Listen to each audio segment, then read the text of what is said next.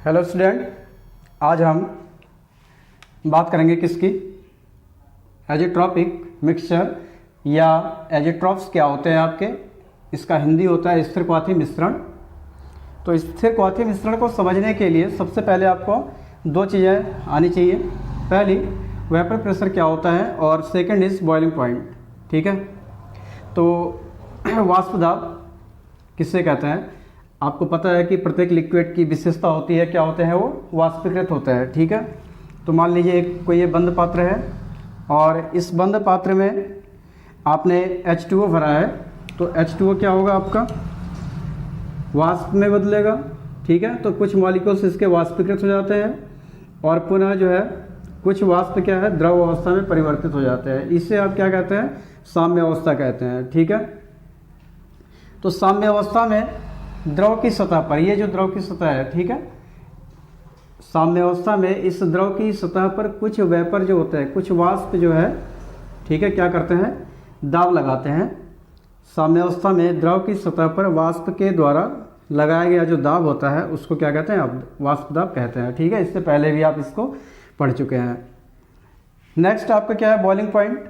तो boiling point क्या होता है, क्वथनांक। क्वथनांक के विषय में लगभग सभी लोग जानते होंगे, लेकिन एक चीज़ शायद आप लोग नहीं जानते होंगे कि H2O का जो बॉइलिंग पॉइंट होता है वो आपका 100 डिग्री सेल्सियस होता है। ठीक है, ये सब लोग जानते हैं इसको कि प्रत्येक द्रव का एक अपना बॉइलिंग पॉइंट होता है। जैसे वाटर के केस में अगर हम कहें तो वाटर का जो बॉइलिंग पॉइंट होता है वो कितना होता है आपका, 100 डिग्री सेल्सियस होता है। लेकिन इतना ही क्यों होता है, इसके पीछे क्या रीजन है। तो देखिए,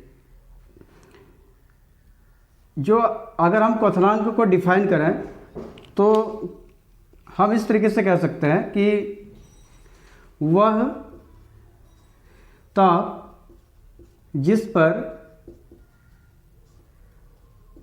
किसी द्रव का, ध्यान से इसको समझिएगा आप लोग, वह ताप जिस पर किसी द्रव का वाष्प दाब, ठीक है, वह ताप जिस पर किसी द्रव का वाष्प दाब क्या हो जाता है, एटमॉस्फेयर जो प्रेशर है, ठीक है, वायुमंडलीय दाब, वायुमंडलीय दाब के बराबर हो जाता है,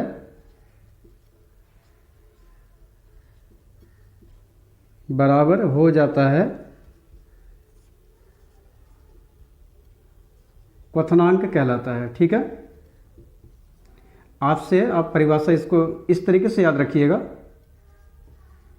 अगर किसी ने आपसे पूछा कि जल का जो बॉइलिंग पॉइंट है वो 100 डिग्री सेल्सियस क्यों होता है, तो इसके पीछे रीज़न यही है कि मान लीजिए यहाँ पर आपका ये वाटर है, ठीक है, और इसका कुछ ना कुछ आपका क्या होगा, वेपर प्रेशर यहाँ पर कुछ ना कुछ इसका होगा। तो ये हमारा क्या है, वायुमंडल है, ठीक है, एटमॉस्फेयर है, वायुमंडलीय दाब है। यहाँ पर हमारे आसपास का जो दाब होता है, ठीक है, वायुमंडलीय दाब कहलाता है। तो ये हमारा वायुमंडलीय दाब है और ये आपका वाटर है, वाटर का कुछ अपना वेपर प्रेशर है। ठीक है, तो जब आप इसको हीट करेंगे वाटर को, तो जब आप इसको हीट करते हैं और जैसे ही टेम्परेचर 100 डिग्री सेल्सियस तक आप इसको हीट करते हैं, तो ये इसका, जैसे ही आप इसको 100 डिग्री सेल्सियस तक आप गर्म करेंगे तो इसका जो वाटर का जो वायुमंडलीय जो वाटर का वेपर प्रेशर है वो किसके बराबर हो जाएगा, वायुमंडलीय दाब के बराबर हो जाता है। ठीक है, जैसे जल का कुछ ना कुछ अपना वाष्प दाब है, ठीक है, और जल को जब आप हीट करेंगे और जैसे ही उसका जो टेम्परेचर है 100 डिग्री सेल्सियस होता है, तो इसका ये जो जल का वाष्प दाब है, ठीक है, ये किसके बराबर हो जाता है, वायुमंडलीय दाब के बराबर हो जाता है। तो इस स्थिति में जल क्या है, उबलना शुरू कर देता है। ठीक है, तो प्रत्येक लिक्विड का अपना अपना अलग बॉइलिंग पॉइंट होता है। तो ये आपका बॉइलिंग पॉइंट हो गया क्वथनांक।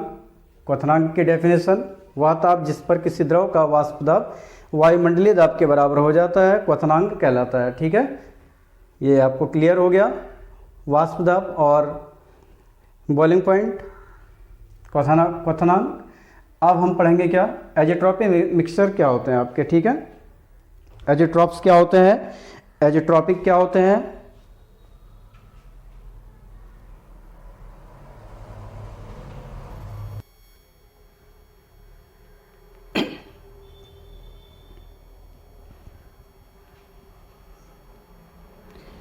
अब इसके बाद हम आगे बढ़ेंगे और स्थिरक्वाथी के विषय में हम पढ़ेंगे कि स्थिरक्वाथी मिश्रण क्या होता है। तो सबसे पहले हम एक एग्जांपल ले लेते हैं। देखिए, जैसे एक आपने विलयन लिया और इस विलयन में आपने H2O ले लिया plus ethyl alcohol C2H5OH, ethyl alcohol और H2O, ठीक है। दोनों का जो BP होता है, बॉइलिंग पॉइंट, ठीक है, इसका आपका 100 डिग्री सेल्सियस पर होगा और इसका जो बॉइलिंग पॉइंट होता है वो होता है 78.5 डिग्री सेल्सियस, ठीक है। कहने का अर्थ ये है कि अगर आपसे किसी ने कहा कि भाई आपने H2O और एथिल अल्कोहल दोनों का मिक्सचर आपने तैयार किया, विलयन तैयार किया आपने, ठीक है, और इन दोनों को अलग अलग सेपरेट करना है, ठीक है। तो सेपरेट करने के लिए क्या करेंगे आप, सबसे पहले आपको पता है कि जब आप इसको हीट करेंगे, ठीक है, इस सॉल्यूशन को हीट करेंगे तो सबसे पहले वाष्पीकृत कौन होगा, सबसे पहले वाष्प अवस्था में कौन आएगा, एथिल अल्कोहल। क्यों, क्योंकि इसका बॉइलिंग पॉइंट कितना है, 78.5 डिग्री सेल्सियस है और इसका जो बॉइलिंग पॉइंट है वो 100 डिग्री सेल्सियस है। तो जब टेम्परेचर आपका 78.5 आएगा तो अल्कोहल की वाष्प को एकत्र कर लेंगे, ठीक है। जो भी वाष्प बन करके उड़ेगा वो क्या होगा, आपका अल्कोहल होगा। तो उसको इकट्ठा कर सकते हैं फ्रैक्शनल डिस्टिलेशन से, प्रभाजी आसवन से, ठीक है। उसके बाद जैसे ही टेम्परेचर आपका 100 डिग्री सेल्सियस होगा तो वाटर की वाष्प को इकट्ठा कर लेंगे फ्रैक्शनल डिस्टिलेशन से। तो दोनों को अलग अलग हम कर सकते हैं, ठीक है, किसी भी अनुपात में अगर आप इसको मिला देते हैं। लेकिन अगर कोई एक निश्चित अनुपात में मिलाया जाए, ठीक है, मान लीजिए आपने H2O 100 ml का सॉल्यूशन बना रहे हैं आप, ठीक है। 100 ml में आपने 5% जो है क्या ले लिया, H2O, और एथिल अल्कोहल आपने 95% ले लिया, ठीक है। ध्यान से बात को समझिएगा, हम क्या कह रहे हैं आपसे, पहले आपने किसी भी अनुपात में ले लिया था, ठीक है, कोई फिक्स नहीं था। तो वहाँ पर आपने देखा कि 78.5 पे अल्कोहल अलग हो जाएगा, इकट्ठा कर लेंगे उसको, ठीक है, और वाटर को इकट्ठा कर लेंगे 100 पे। लेकिन अगर आपने किसी निश्चित अनुपात में इसको मिला दिया, ठीक है, जैसे आप यहाँ हमने H2O लिया है 5% और एथिल अल्कोहल लिया है आपने 95%। तो इस रेशियो में जब इसको मिलाते हैं तो उस केस में हम ये देखते हैं कि दोनों के दोनों जो लिक्विड हैं आपके वो 78 डिग्री सेल्सियस पर क्या होते हैं, उबलने शुरू हो जाते हैं। मतलब ये है कि दोनों का जो बॉइलिंग पॉइंट है वो क्या है, आपका फिक्स है। इसी को आप क्या कहते हैं, स्थिरक्वाथी कहते हैं, ठीक है। कुछ द्रव देखें, कुछ द्रव मिश्रित करने पर स्थिरक्वाथी बनाते हैं जिनका द्रव तथा वाष्प प्रावस्था में संगठन एक समान रहता है तथा ये स्थिर ताप पर उबलते हैं। ऐसे प्रक्रमों में घटकों को प्रभाजी आसवन के द्वारा अलग नहीं कर सकते हैं, ठीक है। तो यहाँ पर क्या कहा गया है कि द्रव तथा वाष्प प्रावस्था में संगठन इनका क्या रहता है, एक समान रहता है, ठीक है, और जो टेम्परेचर है वो फिक्स रहता है। यहाँ पर तो क्या है, आपका ये अलग अलग टेम्परेचर पर उबल रहे थे दोनों, ठीक है। वाटर आपका 100 पे था पहले, ठीक है, जब परसेंटेज आपका ये नहीं था तो उस समय वाटर आपका 100 पे था और जो अल्कोहल है वो 78.5 डिग्री सेल्सियस पर उबलना शुरू हो जाता है। लेकिन जब आप इस रेशियो में इसको मिक्स करते हैं, विलयन बनाते हैं, तो वहाँ पर जो विलयन है वह 78 डिग्री सेल्सियस पर ही क्या होता है, उबलना शुरू हो जाता है। मतलब दोनों विलयन एक साथ उबलते हैं। तो यहाँ पर इस पॉइंट को हमेशा ध्यान रखें आप, स्थिर ताप पर उबलते हैं, ठीक है। नाम देखिए, नाम इसका क्या है, स्थिर क्वाथी मिश्रण। स्थिर मीन्स कांस्टेंट, क्वाथी मीन्स क्वथनांक, ठीक है। जो क्वथनांक है वो कांस्टेंट होता है, अर्थात एक स्थिर ताप पर ही दोनों द्रव यहाँ पर उबलना शुरू होते हैं। तो ये आपका स्थिर क्वाथी है। स्थिर क्वाथी आपके दो प्रकार के होते हैं। पहला आपका होता है निम्नतम स्थिर क्वाथी। तो निम्नतम स्थिर क्वाथी में क्या होता है, निम्नतम स्थिर क्वाथी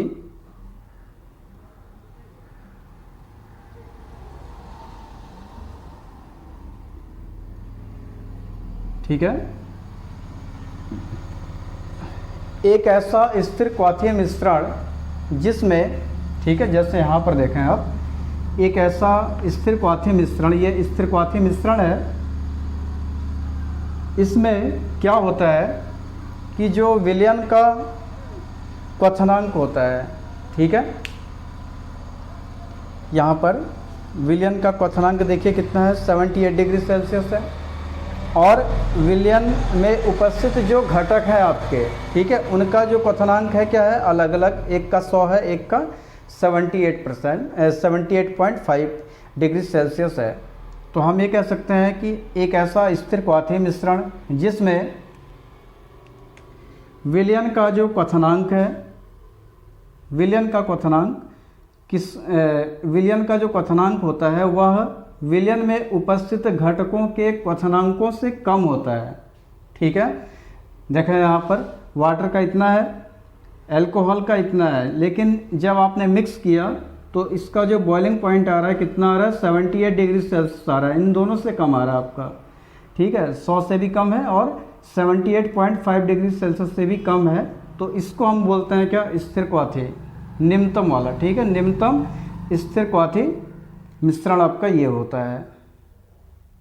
ऐसे ही आपका अधिकतम है, तो अधिकतम में क्या हो जाएगा, इन दोनों का जो टेम्परेचर है, ठीक है, तो बॉइलिंग पॉइंट का जो, इसका जो बॉइलिंग पॉइंट होगा, सॉल्यूशन का जो बॉइलिंग पॉइंट होगा वो क्या है, इन दोनों से क्या होगा, अधिक होगा। तो अभी हम इसको डिफाइन करते हैं, तब तक इसे आप नोट कर लें।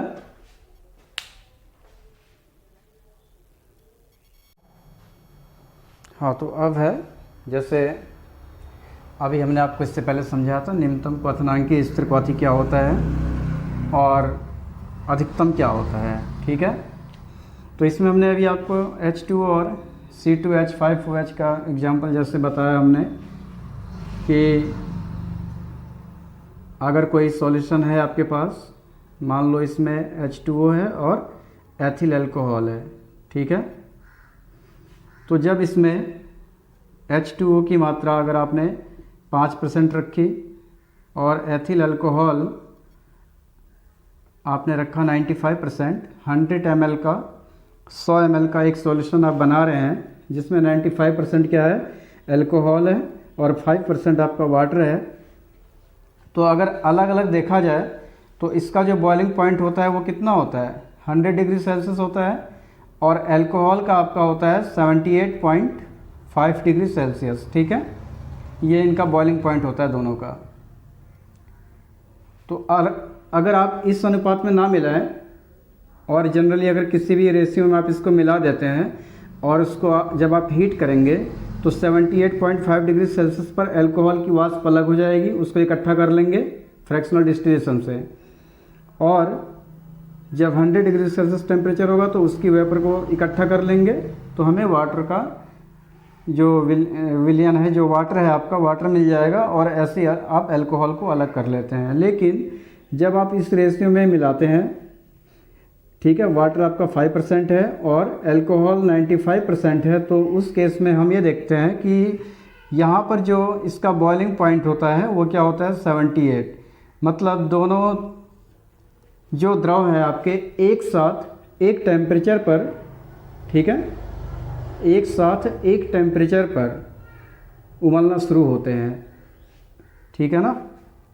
इसी को तो स्थिर क्वाथी कहते हैं।